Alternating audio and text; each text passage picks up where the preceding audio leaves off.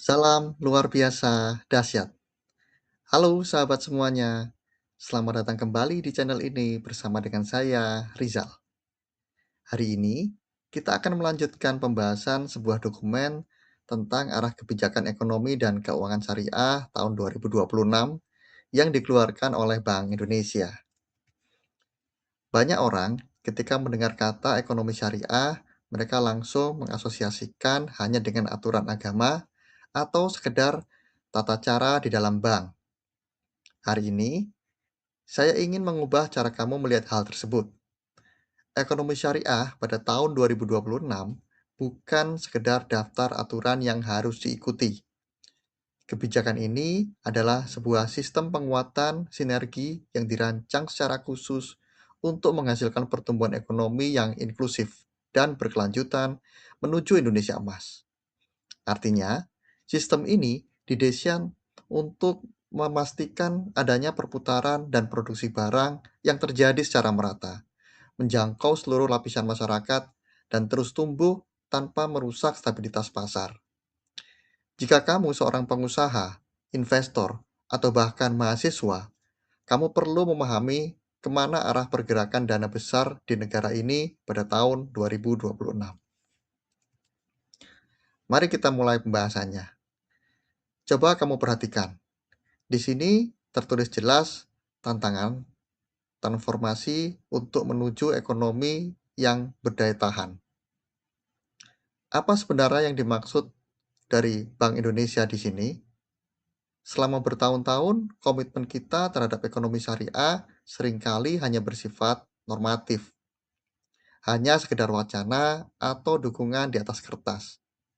Namun, arah kebijakan ini menuntut adanya sebuah transformasi yang struktural. Tujuannya adalah mengubah wacana tersebut menjadi development engine yang konkret atau sistem penggerak pembangunan yang nyata dan bisa diukur. Mengapa itu penting? Karena untuk mencapai visi Indonesia Emas 2045, ekonomi nasional kita tidak bisa beroperasi dengan cara yang lama. Kita memerlukan sistem yang menjamin kemandirian dan inklusivitas. Kebijakan ini disusun selaras dengan Rencana Pembangunan Jangka Panjang Nasional atau RPJPN tahun 2025 sampai dengan 2045 dan RPJMN tahun 2025 sampai 2029. Akibatnya, jika berhasil menjalankan sistem ini, kita akan secara langsung meningkatkan produktivitas dan stabilitas negara. Hal tersebut akan membuat kita mampu mewujudkan struktur ekonomi yang tahan terhadap krisis global. Sekarang, mari kita lanjutkan. Ini loh, bagian yang paling sering disalahpahami. Orang mengira pengembangan ekonomi syariah atau XR itu hanyalah agenda untuk satu kelompok atau satu sektor tertentu saja. Mari sekarang kita lihat gambaran yang lebih besar. Di sini ditegaskan bahwa pengembangan ekonomi syariah kini merupakan bagian integral dari sistem pertahanan keamanan dan kemandirian bangsa kita. Ini adalah pilar strategis dalam visi Astacita. Secara spesifik, kebijakan ini masuk ke dalam cita kedua, yaitu mendorong kemandirian pangan, energi, dan digital, serta masuk ke dalam cita ketiga, yaitu menciptakan industri kreatif dan sumber pertumbuhan yang baru. Target akhirnya sangat terukur, menjadikan Indonesia itu sebagai pusat ekonomi syariah dunia. Jadi, ketika kita bicara tentang sertifikasi halal atau pembiayaan syariah, kita sebenarnya sedang mendiskusikan bagaimana negara kita memastikan ketersediaan makanan, mengamankan pasokan energi, dan menguasai teknologi digital untuk keamanan seluruh warga negara. Lalu pertanyaannya, bagaimana cara merealisasikan hal tersebut di lapangan?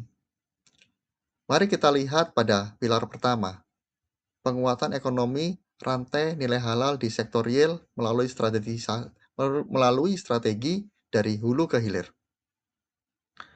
Mari kita perinci hal tersebut menjadi sangat spesifik. Apa sih yang sebenarnya diproduksi? Kita fokus pada makanan ringan halal, bumbu-bumbu, dan produk konsumsi sehari-hari. Bank Indonesia mengaktifkan program IKRA yang dirancang untuk mempercepat peningkatan kapasitas dan memperluas akses pasar pelaku usaha menuju tingkat global. Selain makanan, ada juga sektor pakaian melalui ajang Into Motion Fest 2026. Di sini akan dilakukan rebranding agar Indonesia bisa menjadi pusat modest fashion berstandar global. Dan yang sangat ambisius adalah sektor pariwisata ramah muslim. Targetnya tertulis di sini adalah mempertahankan posisi Indonesia pada peringkat top number one dalam Global Muslim Travel Index atau GMTI dengan skor 76. Ini berarti setiap elemen pariwisata, mulai dari makanan, hotel, hingga fasilitas umum, dioptimalkan untuk menarik jutaan pelancong dunia ke Indonesia. Tentu saja, pabrik makanan dan acara fashion global tidak akan bisa beroperasi tanpa adanya dana yang mengalir. Disinilah pilar kedua bisa bekerja, optimalisasi pembiayaan dan pendalaman pasar keuangan. Bagaimana kita tahu bahwa pasar keuangan ini benar-benar berfungsi dengan baik? Indikatornya adalah ketersediaan instrumen moneter yang bervariasi. Di tahun 2026, targetnya adalah menciptakan pasar keuangan syariah yang dalam dan liquid. Ini bisa dicapai dengan memperluas instrumen seperti Sukuk Bank Indonesia, inklusif, dan repo syariah. Mulai tahun 2026, juga akan ada pengembangan inovasi berupa syariah reference rate. Selain itu, akan ada penguatan infrastruktur digital dan pasar uang valuta asing atau PUVA syariah.